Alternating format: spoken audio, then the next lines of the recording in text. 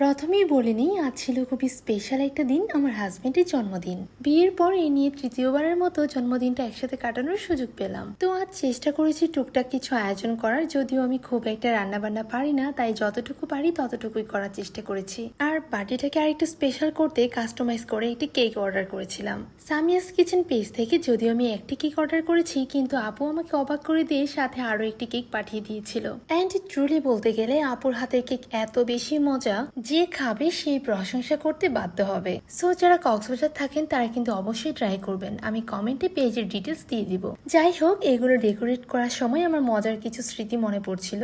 বিয়ের পর যখন আমার হাজবেন্ডের প্রথম বার্থডে আসে, তখন ট্রাই করেছিলাম নিজে কিছু করে সারপ্রাইজ দেব। আর তাই কেক বানাতে যা যা লাগে সবকিছুই কিনে নিয়ে এসেছিলাম। কিন্তু যখন কেক বানাতে গেলাম তখন দেখি যে না, সেটা কেকের বদলে অন্য কিছু হয়ে গেছে। আর তখন আমার সে কি কান্না। আমার বেশি পাকনামির জন্য বেচারার জন্মদিনটাই মাটি হয়ে গিয়েছিল। এখন এই সময়ে এসে এই স্মৃতিগুলো মনে পড়লে বড্ড বেশি হাসি পায়। হোয়াট এভার, আজকের দিনটা খুবই সিম্পল ভাবে যদিও কাটিয়েছি, তারপরও খুব ভালো কাটিয়েছি। Thanks for watching.